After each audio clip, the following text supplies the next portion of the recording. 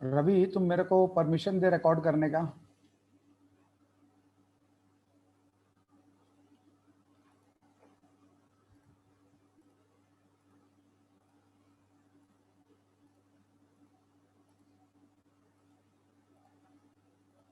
रवि, मैं recording start नहीं कर पा रहा हूँ। रिकॉर्डिंग स्टार्ट हो गया तो कर। नहीं तो मेरे हार्ड डिस्क पे हो रहा है कि तुम्हारे पे हो रहा है? क्लाउड पे हो रहा है। क्लाउड पे नहीं करना, मेरे को मेरे हार्ड डिस्क पे करना है। क्लाउड पे रहने दें क्या? हाँ, डाउनलोड हो जाएगा वहां से। चलो ठीक है, ओके फाइन। तो दोस्तों, बहुत बहुत स्वागत है आप सबका आज के इस वीडियो में। हम लोग अपने इस प्रोग्राम के जरिए आने वाले वीक का एक एनालिसिस करते हैं और आपके साथ शेयर करते हैं। सबसे पहले हमारा जो डिस्क्लेमर है ये दे देता हूँ। मैं कोई सेबी रजिस्टर्ड एनालिस्ट नहीं हूँ। मैं अपने खुद के एक्सपीरियंस के हिसाब से मार्केट में जो टेक्निकल एनालिसिस करता हूँ उसके आधार पे मेरा जो व्यूज़ बनता है वो मैं सबके साथ शेयर करता हूँ। उसमें मेरे जो भी दोस्त कोई भी तरह का काम करना चाहें वो अपने सूझबूझ के साथ करें, अपने फाइनेंशियल एडवाइज़र की सलाह से करें। इसमें मेरे गाइडेंस पे काम करने के ऊपर में आपका कोई भी प्रॉफिट या लॉस होता है वो उसकी जिम्मेदारी मेरी नहीं रहती है। इसका कृपया ध्यान रखें। इसलिए अपने प्रॉपर डिसिप्लिन, रिस्क मैनेजमेंट और अपना फाइनेंस को, अपने कैपिटल के साइज को ध्यान में रखते हुए करें। तो अब हम चल पड़ते हैं दोस्तों इस प्रोग्राम के बारे में। इस प्रोग्राम के अंदर में मैं जैसे आप लोग के साथ हर हफ्ते 2 बार जुड़ता हूँ। हम लोग पूरे वर्ल्ड मार्केट की एनालिसिस करते हैं। हम लोग कमोडिटीज़ के बारे भी हम एनालिसिस करते हैं, डॉलर के बारे करते हैं, फिर हम अपने मार्केट्स के बारे करते हैं। और कुछ एक जो हमारे इंडिया में कुछ विशेष कोई न्यूज़ होता है जिसका इम्पैक्ट हमारे इसमें पड़ सकता है मार्केट के ऊपर में, हम उसके बारे में चर्चा करते हैं। और कोई स्पेशल कोई विशेष बात होती है तो हम उसको भी कर लेते हैं। जैसे इस हफ्ते हम लोग का 3 रिजल्ट आया है।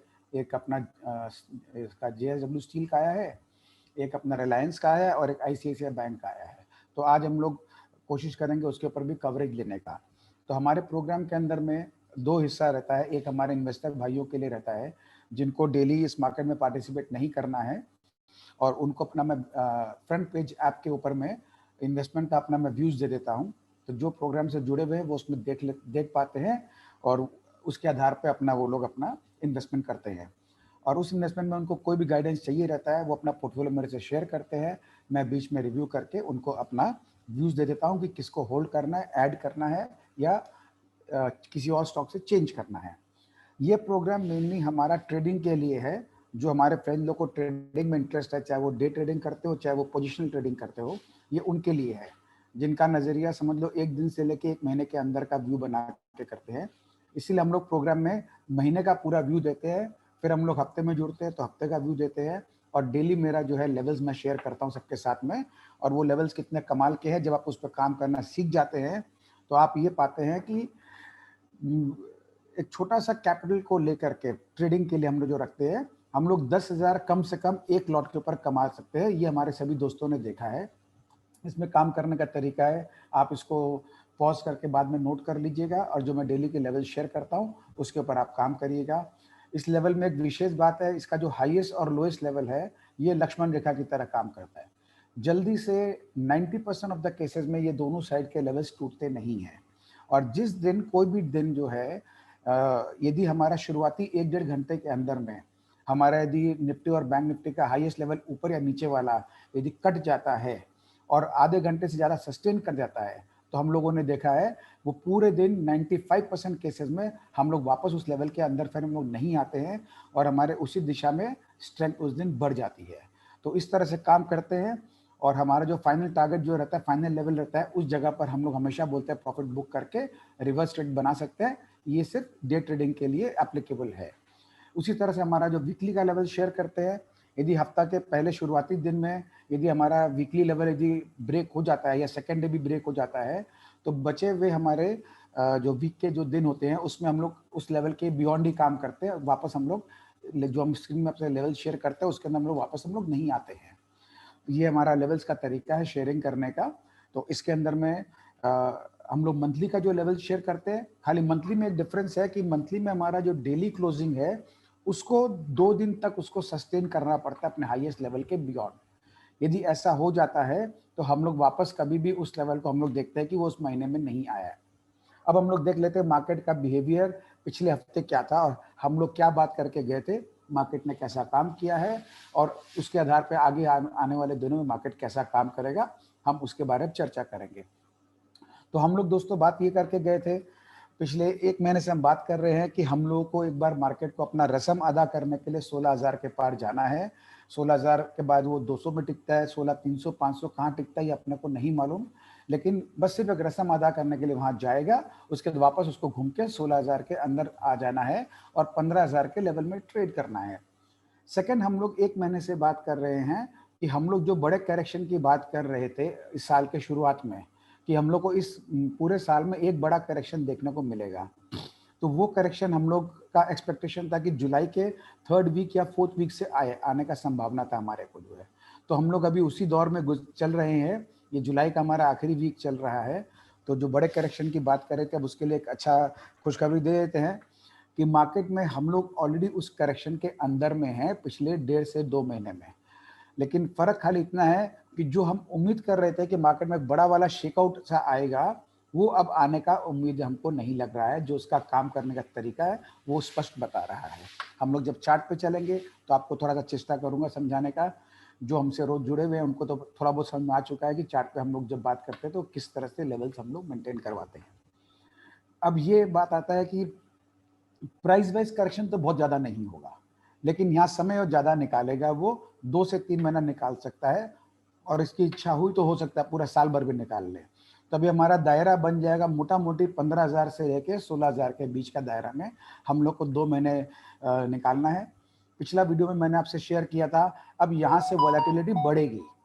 वॉलेटिलिटी बढ़ेगी और मार्केट शो करेगा कि मैं गिर रहा हूँ, लेकिन वो गिरेगा नहीं, वो जितना गिरेगा उतनी जल्दी से रिकवरी भी करता रहेगा और मतलब उसका मेन इसका पर्पस एक ही है, ये 2 से 3 महीने में चाहता है कि जो ट्रेडर्स लोग हैं या कमज़ोर बुल्स लोग हैं, उन लोगों से पैसे को मार्केट अपने पास खींच के ले जाएगी।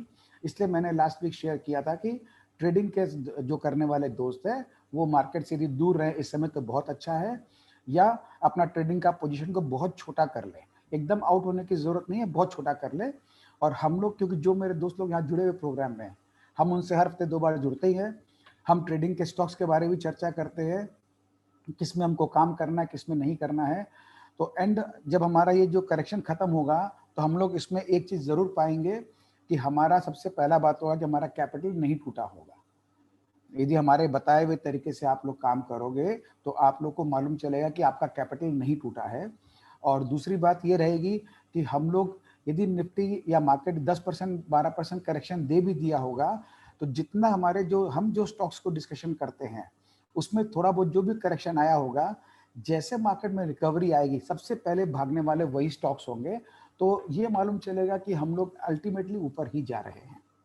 एक बात मैंने आप लोगों से और शेयर की थी पिछले हफ्ते, वो ये था कि आने वाला जो साल है 2022, ये mother of all bull run का ईयर होगा। This will be the golden year in the history of Indian stock market. इस तरह की हमको चाल देखने को मिलेगी। और आज हो सकता है हमारे किसी भाई को समझ में नहीं आ रहा होगा ये बात, लेकिन जिस तरह कोविड के टाइम में समझ में नहीं आया था, 1 साल बीत गया, सबको सब कुछ दिखाई दे रहा है किस तरह हो रहा है। तो 2022 का जब ईयर एंड होगा ना, not financial but calendar year and होगा, तब आप देखोगे कि हम लोगों को कितनी बड़ी चाल मिली है, जो आपके कल्पना के बाहर होगा।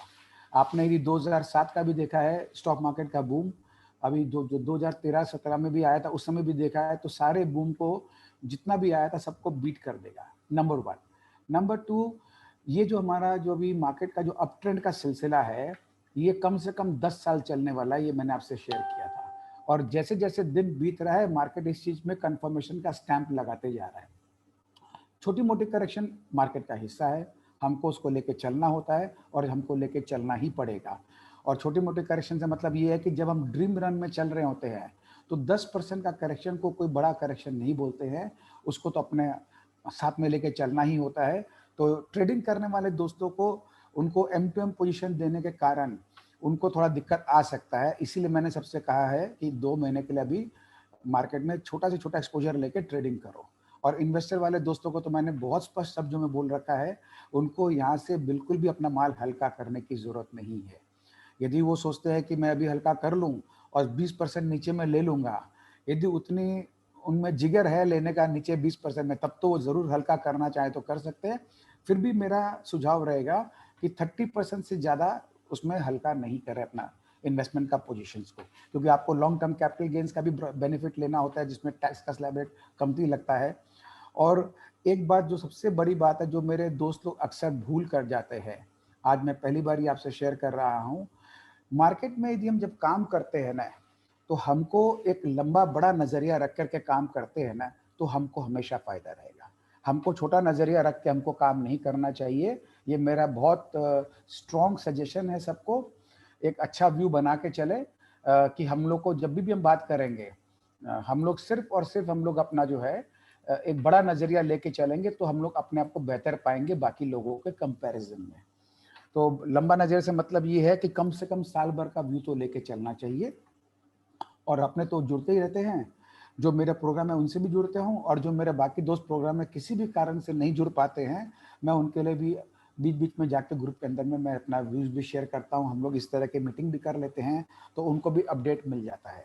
तो उसमें कोई ख़ास बात नहीं है, तो इसलिए अपना एकदम इत्मीनान से जो हम लोग स्टॉक्स की चर्चा कर रहे हैं, उसको लेकर के आप आगे बढ़े आराम से।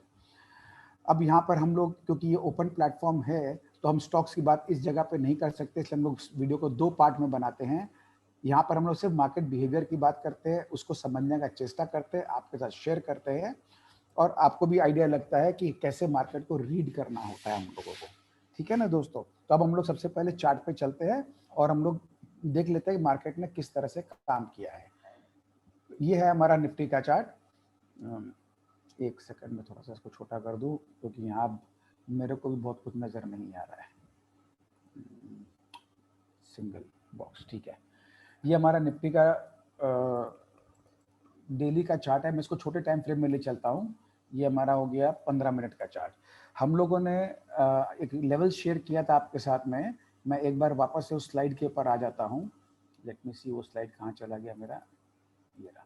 सबसे पहले हम लोग परफॉर्मेंस देख लेते हैं, कि हम लोगों ने जो लेवल शेयर किया था कैसे काम किया। ये हमारा 23 जुलाई है, जिसका लेवल मैंने आप लोग से शेयर किया था, जिसका हाईएस्ट लेवल था 15,925 और लोएस्ट लेवल था 15,725।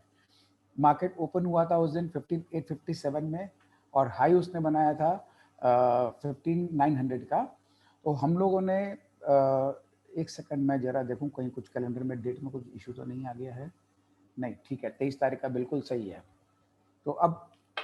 तो हम लोगों ने देखा कि मार्केट जब ऊपर में खुला था 857, जो कि हमारा फर्स्ट टारगेट के ऊपर खुला था, उसके बाद 900 तक गया है यहाँ पे, और हमारा जो फ्यूचर का लेवल है उस वो भी हमारा 850 में ओपन किया था और हाईएस्ट 897 गया है। तो जल्दी से हमारे ये ऊपर के जो फाइनल लेवल होते हैं ये कटा नहीं करते हैं, और वहाँ से हमने एक रिवर्सल देखा जो कि नीचे 15,765 तक आ गया।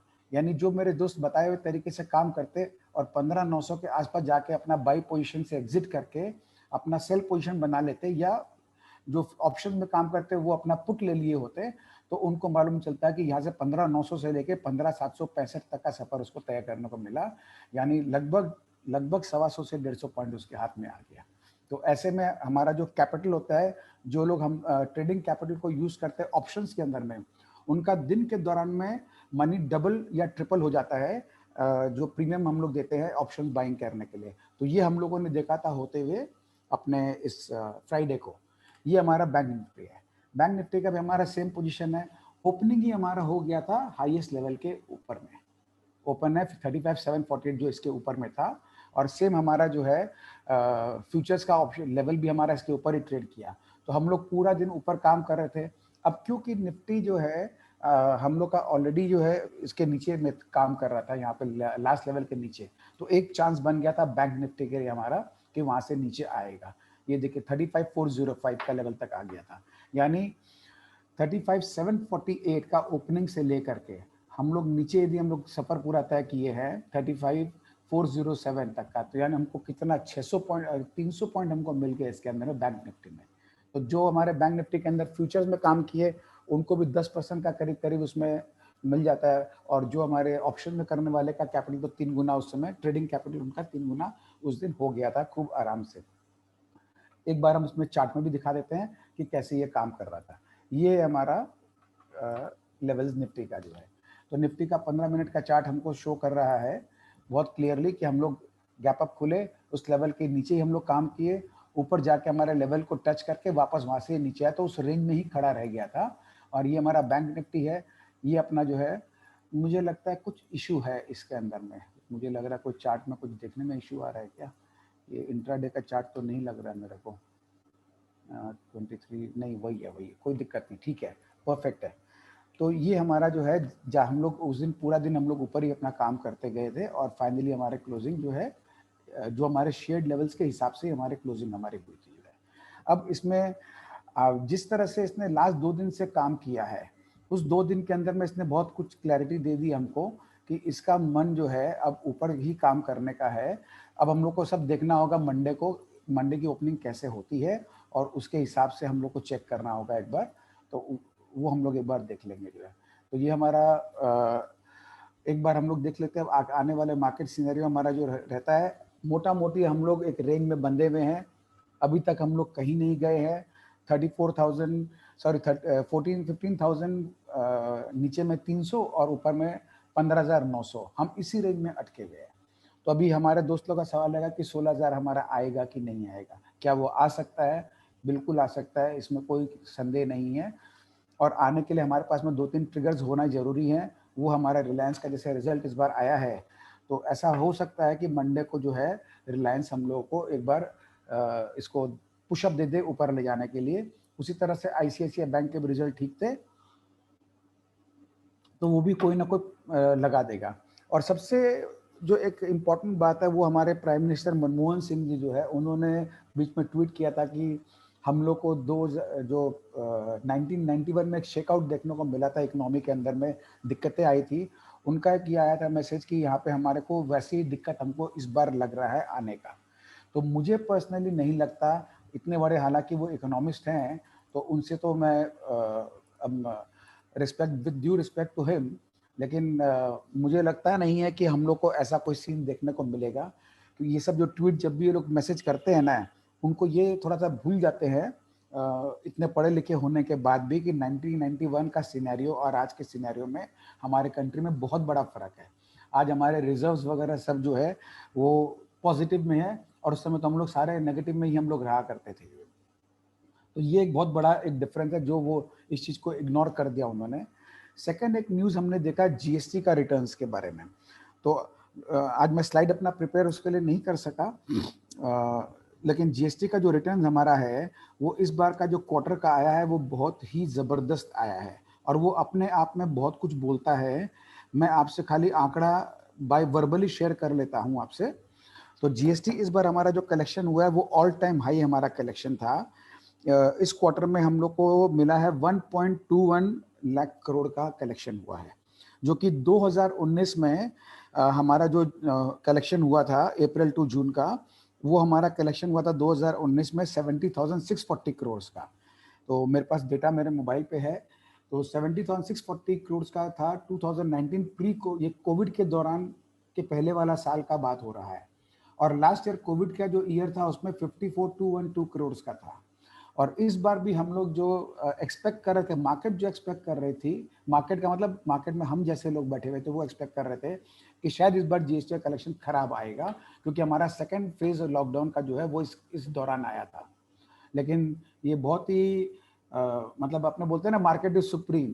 तो मार्केट का जो डेटा कलेक्शन करने का जो उनका जो दायरा है हम लोग से बहुत विस्तार है, और मार्केट ने इस बार दिखा दिया है ये जीएसटी कलेक्शन 1.21 लाख करोड़ करके, कि इन लोगों ने 71% का इंक्रीमेंट हुआ है इन कंपैरिजन टू 2019। तो जीएसटी एक ऐसा चीज है जो डायरेक्टली शो करता है कि इंडिया में ग्रोथ हो रहा है कि नहीं हो रहा है। दूसरी एक और चीज बहुत इंपॉर्टेंट हुई है, वो हुई है पर्सनल टैक्स कलेक्शन के ऊपर में। तो पर्सनल टैक्स कलेक्शन जो हमारा इनकम टैक्स जो कलेक्शन है, उसके अंदर भी हमारे जो है 2019 में 96,900 करोड़ का था, जो इस बार 1.2 लाख करोड़ का हुआ है। तो कॉर्पोरेट टैक्स और पर्सनल इनकम टैक्स दोनों के अंदर में बहुत ज़बरदस्त इस बार हमको ग्रोथ देखने को मिला है। तो इसका हमको हो सकता है कि कल एसजीएक्स निफ्टी को मैं ज़्यादा फॉलो नहीं करता हूँ, हो सकता है उस अभी जो है कोई दिखा रहा 50-60 पॉइंट माइनस दिखा रहा है, तो किसी कारण से एसजीएक्स निफ्टी के कारण वो थोड़ा सा हो सकता है ओपनिंग थोड़ा म्यूटेड दे दे, लेकिन ये टैक्स कलेक्शन अपने आप में बता रहा है कि मार्केट जो 16,000 के आसपास ला के खड़ा कर दिया है, 8,000 का जो लेवल था अपने कोविड के टाइम में, तो मार्केट कोई बेवकूफ़ नहीं है जो ऐसे बाजार को खींच करके लेके आ गया है। हमारे यहाँ पर सब लोग तो डूम्सडे सिनेरियो की बात कर रहे हैं लगातार, और सेकंड फेज के बाद तो पता नहीं, लोगों को लगा कि हिंदुस्तान तो एकदम ही खत्म हो जाएगा, इकोनॉमिकली बैकवर्ड हो जाएगा। लेकिन बैकवर्ड हो जाएगा तो पर्सनल इनकम टैक्स ऐसा डेटा है जो मतलब इससे रियल टर्म में ग्रोथ होगा तो ही आप इनकम टैक्स दोगे। तो हर क्षेत्र के अंदर, हालांकि कॉर्पोरेट के अंदर हम ये मान सकते हैं कि मैक्सिमम उनको कलेक्शन मिला होगा तो मेटल के क्षेत्र से मिला होगा, तो मेटल में जिस तरह का हम लोगों ने बूम को विटनेस किया है तो वो पक्का लेके आया होगा। लेकिन हमको क्या फर्क पड़ता है, जहाँ तक इंडियन इकोनॉमी का सवाल है, टैक्स का करेक्शन तो ऊपर आया है ना। तो अब हमारे जो दोस्त लोग बीच बीच में हम देखते हैं लगे रहते हैं सब व्हाट्सएप के ऊपर में सरकार के बारे में इतनी बुराई करते रहते हैं। अब सरकार बुराई कर रहा है, क्या कर रहा है मुझे पता नहीं, लेकिन काम तो बहुत ज़बरदस्त कर रहा है, ये सबको दिखाई दे रहा है, बहुत स्पष्ट इसके अंदर में है। तो ये सब चीज़ों को ध्यान में रखते हुए कोई बहुत बड़ी बात नहीं है कि मार्केट हमारा 16,000 या 16,000 के ऊपर भी चला जाए तो। लेकिन इससे क्या हमको बहुत उत्साह होने की ज़रूरत है? मुझे नहीं लगता, क्योंकि यहाँ पे 16,000 हमारे लिए इतना अहम चीज़ नहीं है, क्योंकि ये तो मार्केट को मैंने आपसे जैसे कहा था कि मार्केट सिर्फ एक रस्म अदाई करने के लिए वहाँ तक जाएगा, और उसके बाद में मार्केट जो है वापस अपने उसको 16,000 के नीचे ही आ जाना है अल्टीमेटली। तो इसमें कोई बहुत ज़्यादा हमको मतलब खाली एक बोलता है ना हिस्टोरिक मोमेंट के हिसाब से हम लोग खुश हो सकते हैं कि 16,000 का लेवल आ गया है। अब इसमें क्या करना है, 2 काम ध्यान रखना है। इन्वेस्टर लोग बिल्कुल भी अपना कोई पोजीशन को काटने की ज़रूरत नहीं है, और जिन इन्वेस्टर का छोटा साइज़, कैपिटल का साइज़ छोटा है, सिर्फ वो लोग ये काम कर सकते हैं कि 30% 40% प्रॉफिट बुक कर लें, तो कोई खास उसमें कोई नुकसान नहीं है। वो आने वाले 2 महीने में उसको थोड़ा नीचे खरीदने को मिल जाएगा तो फिर उठा सकते हैं। लेकिन जिनका कैपिटल साइज़ ठीक है, उनको गलती से भी 1 पैसे का माल नहीं काटना है, बल्कि नीचे जब करेक्शन आएगा तो हम लोग शेयर करेंगे, तब उसके अंदर में आप अपना बल्कि उसको आप ऐड कर सकते हो, आप अपना जो फर्दर जो है स्केल अप कर सकते हो।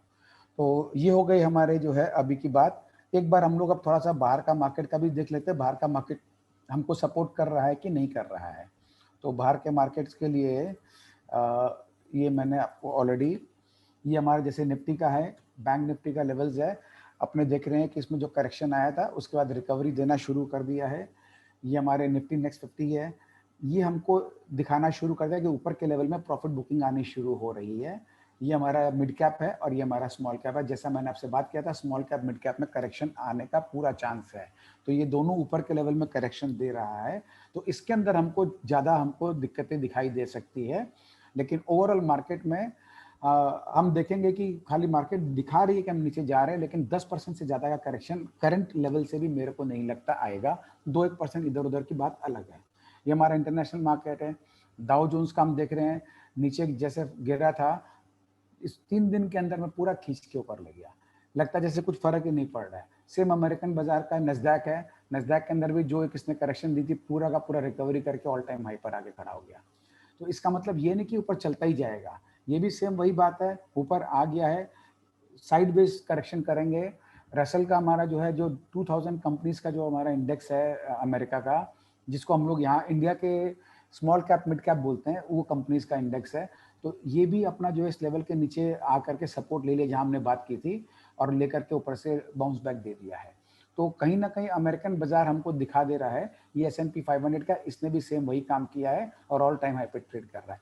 तो हमको अमेरिकन मार्केट से कोई हमको ऐसा गलत गलत संकेत नहीं आ रहा है। अब हम लोग अपने यूके मार्केट में आते हैं, तो यूके का आज खाली सिर्फ लंदन का चार्ट ही लेके आया हूँ, तो इसके अंदर में भी वही है, जो भी फॉल आना था आया और ऊपर रिकवरी देना शुरू कर दिया है। अब इसका हम लोग थोड़ा सा अपना देख लेते हैं कि अपने जो डॉलर इंडेक्स है और अपना रुपी है, ये सब कैसे काम कर रहा है।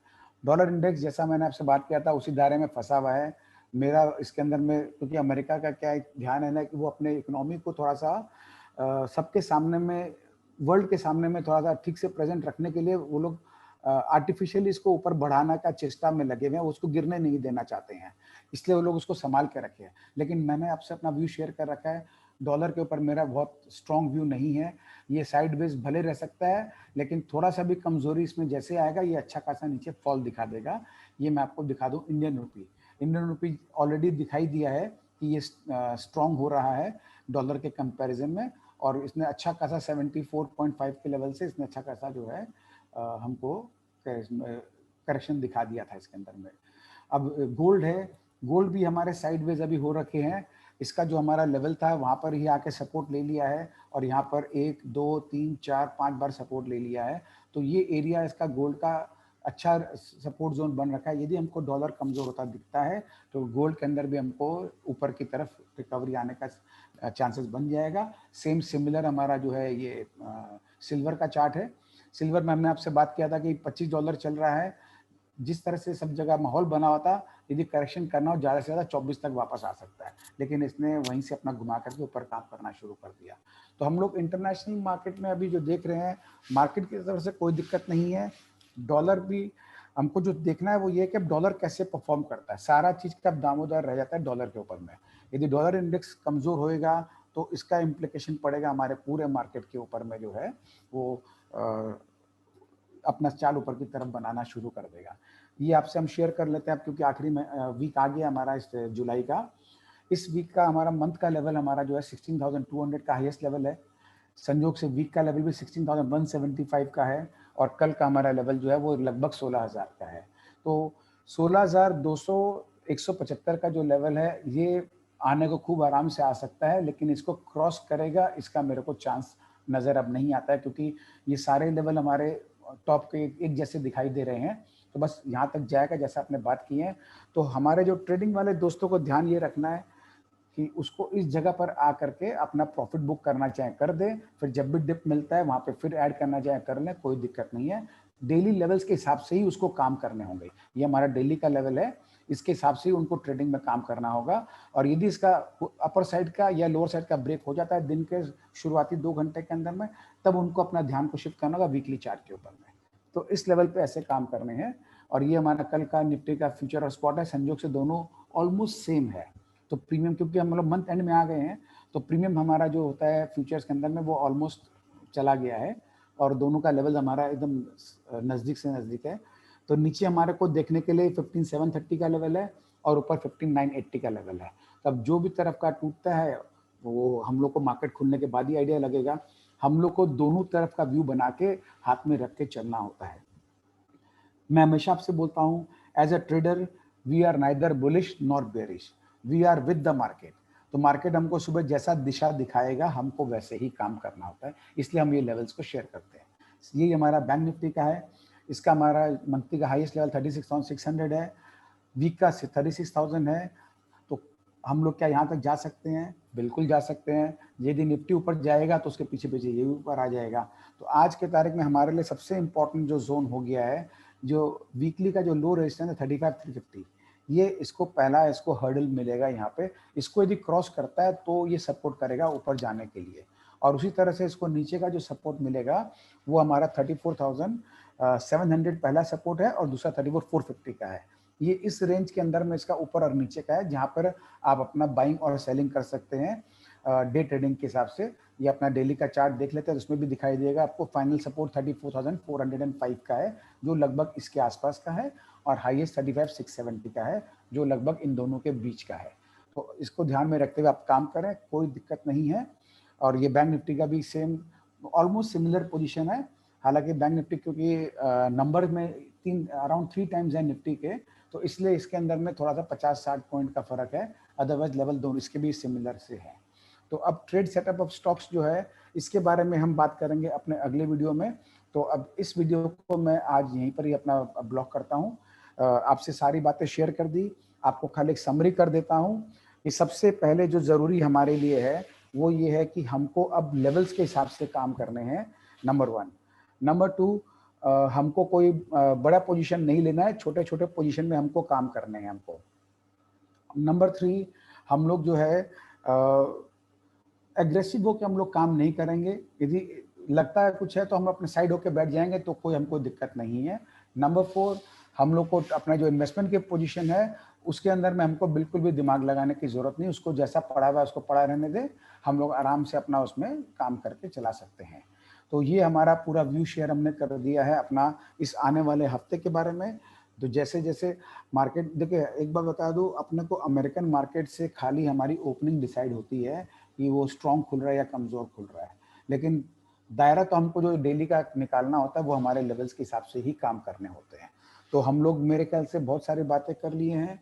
आपसे मैं सारा तरफ का व्यूज़ का शेयर कर लिया हूँ। जीएसटी कलेक्शन के बारे भी हमने आपसे बात कर ली है और अब मुझे लगता नहीं कि इसके अंदर में कोई विशेष इसके अंदर में बचा है अपने बात करें, तो आज का वीडियो को हम यहीं समाप्त कर लेते हैं और हम लोग अब चलते हैं अपने दूसरे वीडियो में जहाँ हम लोग डिस्कशन करेंगे स्टॉक्स को लेकर के। ठीक है दोस्तों?